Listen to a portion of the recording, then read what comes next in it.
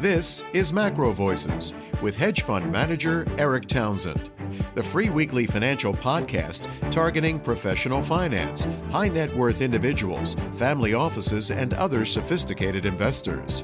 MacroVoices is all about the brightest minds in the world of finance and macroeconomics telling it like it is, bullish or bearish, no holds barred. Now, here are your hosts, Eric Townsend and Patrick Ceresna. I want to get to something I know is on all of our listeners' minds, which is, look, we have had a sell-off here that is become protracted. Some people think that there's room for it to get worse from here, which means you've really got to start thinking about protecting your positions if you didn't get lucky enough to get out at the top. That's the subject of today's Postgame chart deck. Listeners, you'll find the download link in your Research Roundup email. If you don't have a Research Roundup email, just go to our homepage, macrovoices.com, look for the red button that says looking for the downloads. Patrick, it says option strategies to repair losing positions. What are we talking about here? Well, I want to get to that in a second. I just started with a few charts just for us to do our typical technical chart look at the markets, and then we'll get to the repair strategy in a second.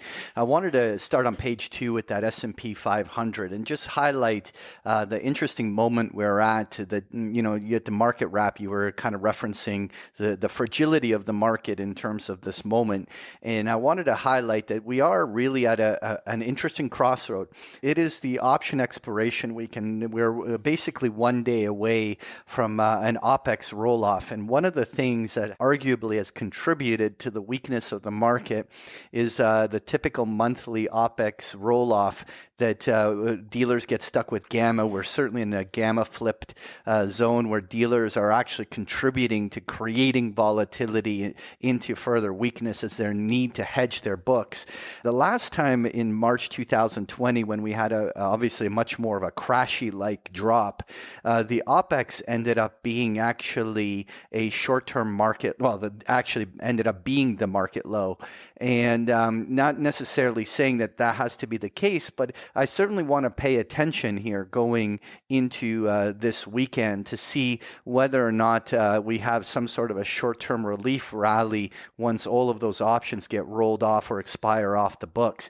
Right now, we are retesting that low, which many technicians kind of start fishing around whether some sort of a double bottom could form on the short term. But just to your point, though, Eric, like if for whatever reason a catalyst was produced that once again had us break to a fresh new multi-month low on the S&P, it could really start some sort of a more liquidity event style selling. And so it's such an important moment on this chart to see whether or not going into Friday, today's lows hold. Well, I just want to point out, look at this chart, folks. If you look at the beginning of 2022 from January 1st down to, the middle of March or so, you can see that there's a fairly orderly price channel that the market was trading in.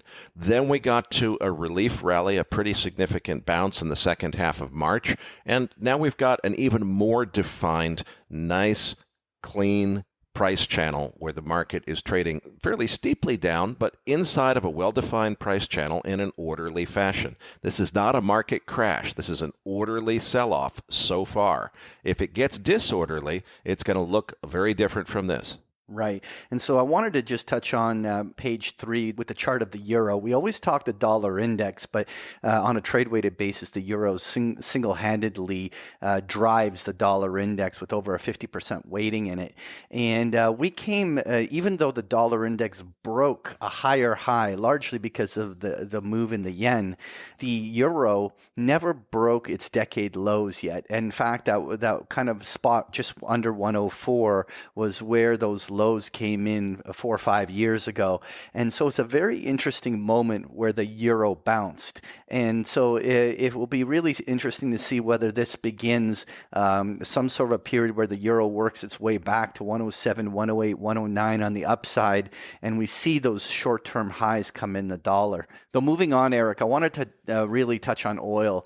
And one of the interesting things, in spite of all the dollar strength for the last 2 months, oil has perpetually made higher lows. And even though you don't want to call it any steep uptrend or anything, it's been very well defended the whole time, and just it's working its way higher. And it just feels like, obviously, anytime we approach a previous high, there's always that risk of a double top along its previous high. But it really does still look like a very bullish chart. And it'll be really interesting to see whether next week brings about that breakout. Well, it's going to depend, I think, on the news flow, Patrick, because there's plenty of reason to expect a break to new highs and eventually taking out the 130 or whatever the number was back when we first had the invasion of Ukraine.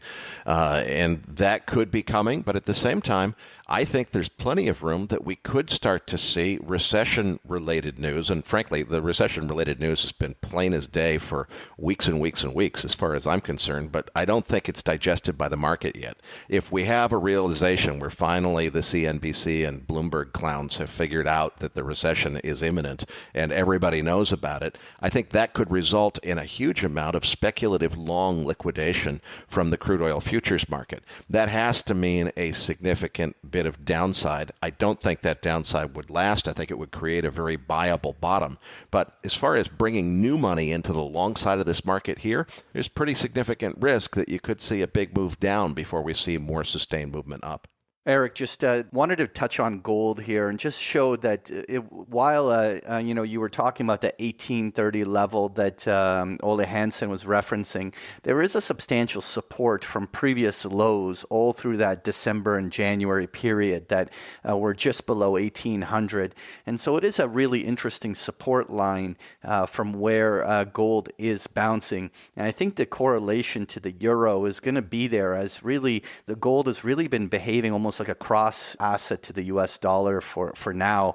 And so it'll be interesting to see whether the dollar continues to take a break and whether that allows gold to work its way back to 1900 in this window.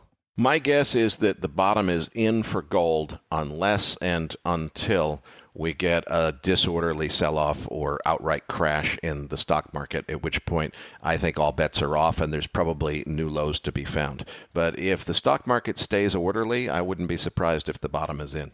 Right. And so on page 6, I just wanted to touch on that 10-year Treasury note and to kind of put it all together. Like what we see here is it stopped selling. We're basically selling at the same level on Treasuries as we were trading at in the first few weeks of April. The point being here is that the ugly bond bear market sell-off that we saw ravaging the markets through the first quarter of the year into April, really things have calmed down. And this is where I asked the question as to, obviously there's always the risk that the markets are going to have some sort of liquidity event or mini crash or something on the downside.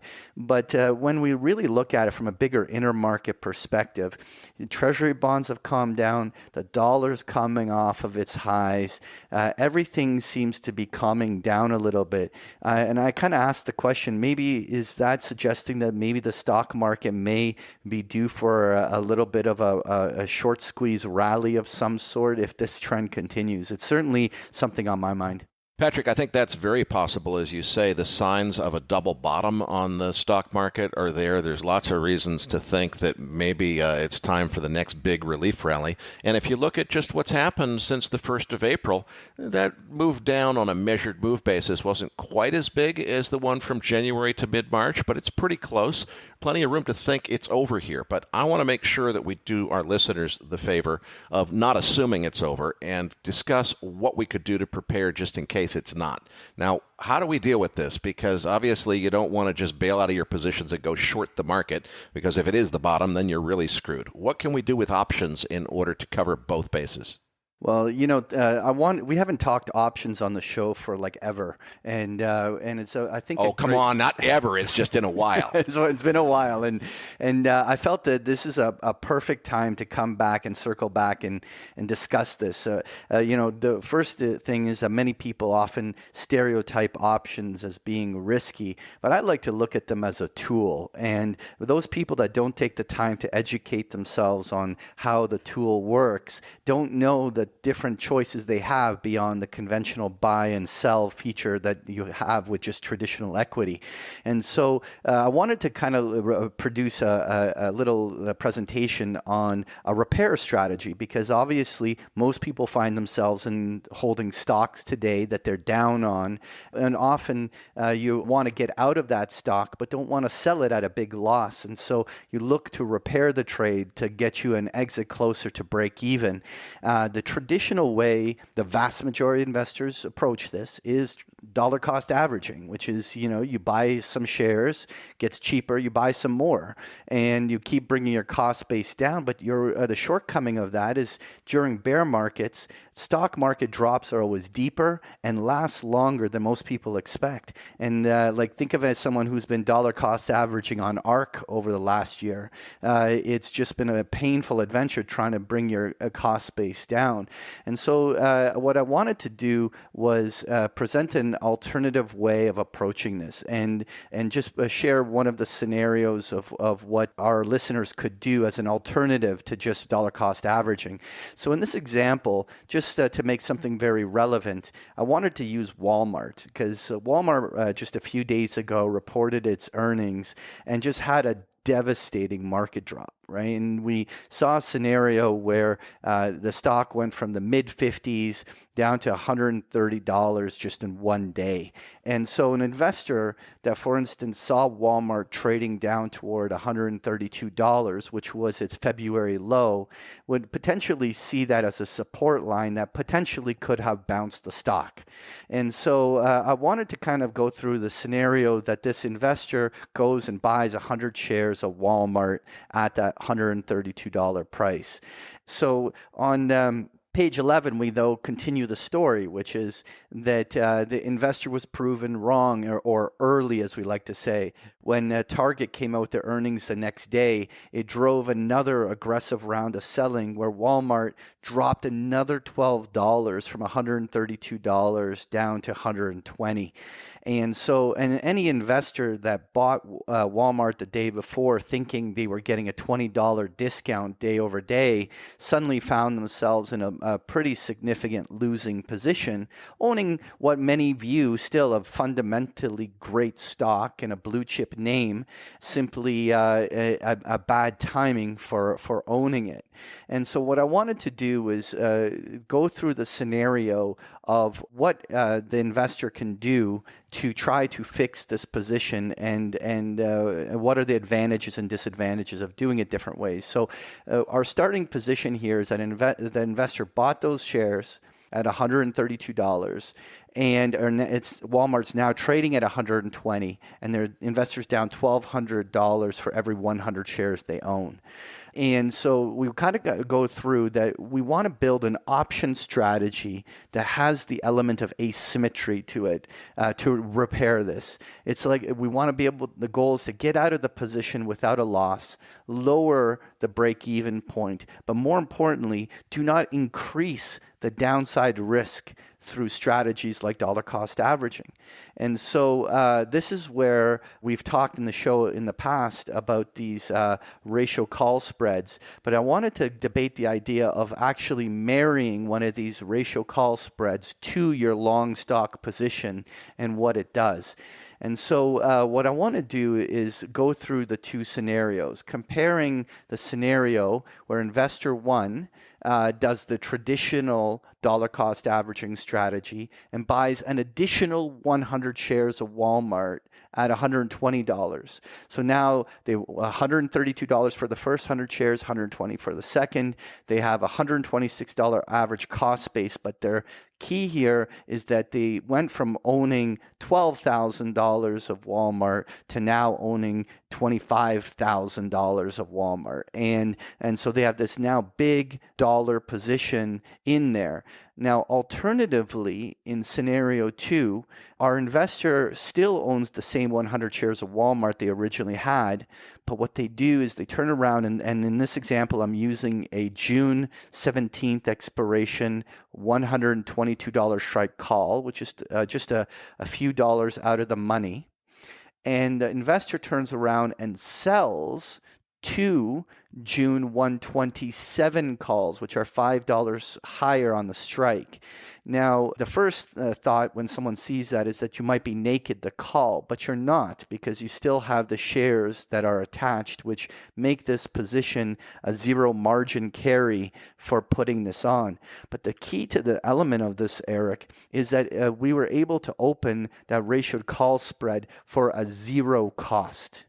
Right? We paid $3.70 for the 122 call, and we received a $1.85 premium, but sold twice as many of those calls at the 127 strike.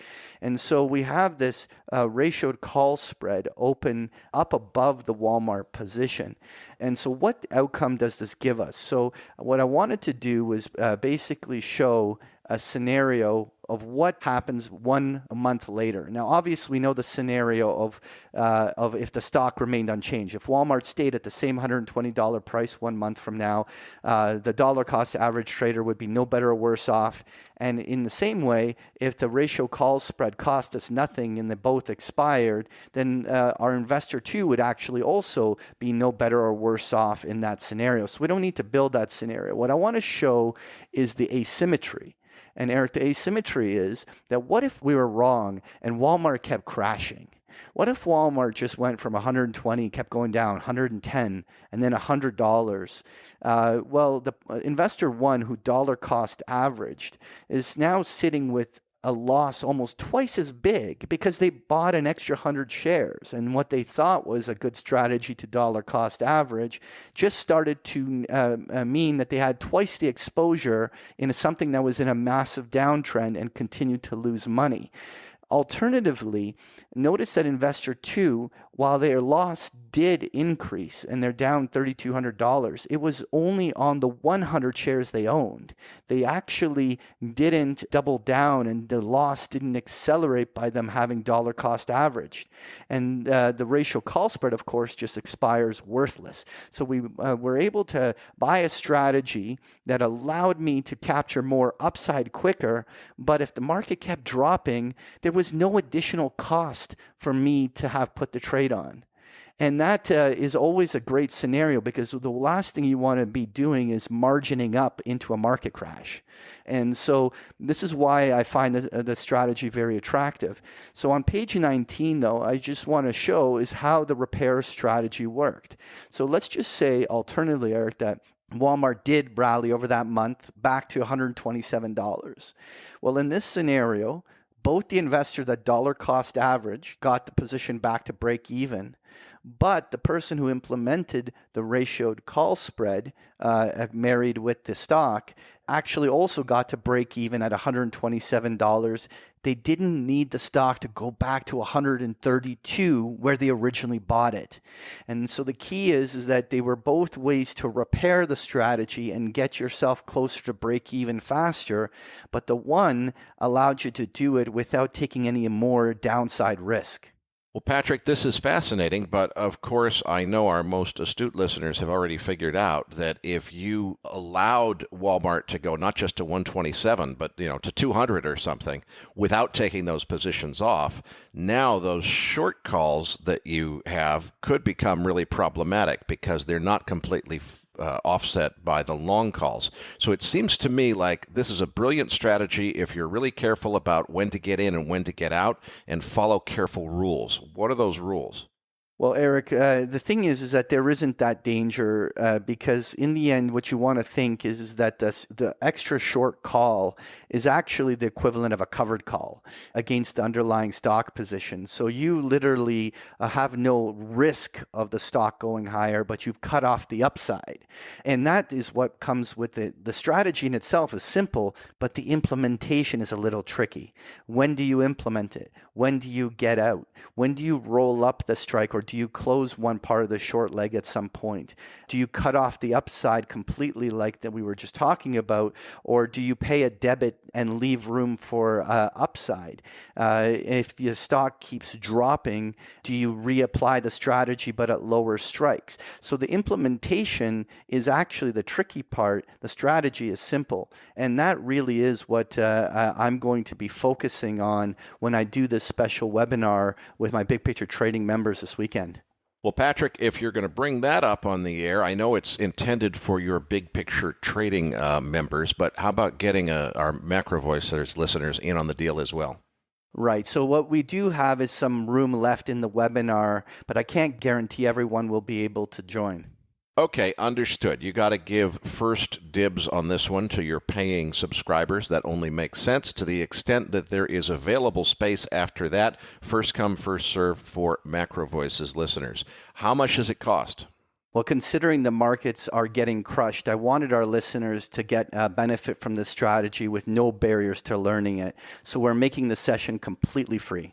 Okay, thank you, Patrick, on behalf of all our listeners, but let's also be clear, it's only free if you get in on time before it sells out. So in order to not waste any time, let's tell our listeners exactly how they can sign up.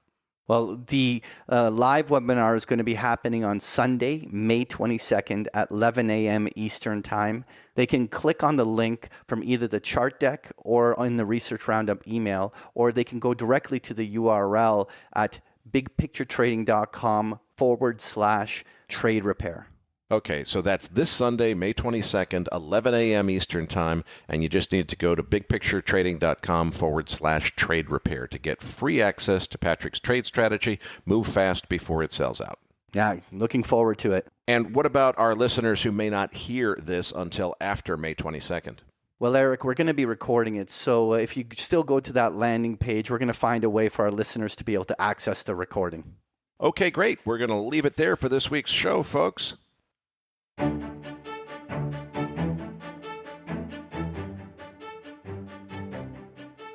That concludes this edition of MacroVoices. Be sure to tune in each week to hear feature interviews with the brightest minds in finance and macroeconomics. MacroVoices is made possible by sponsorship from BigPictureTrading.com, the Internet's premier source of online education for traders. Please visit BigPictureTrading.com for more information. Please register your free account at MacroVoices.com. Once registered, you'll receive our free weekly Research Roundup email containing links to supporting documents from our featured guests and the very best free financial content our volunteer research team could find on the internet each week. You'll also gain access to our free listener discussion forums and research library. And the more registered users we have, the more we'll be able to recruit high-profile feature interview guests for future programs. So please register your free account today at MacroVoices.com if you haven't already. You can subscribe to MacroVoices on iTunes to have MacroVoices automatically delivered to your mobile device each week free of charge. You can email questions for the program to mailbag@macrovoices.com, and we'll answer your questions on the air from time to time in our mailbag segment.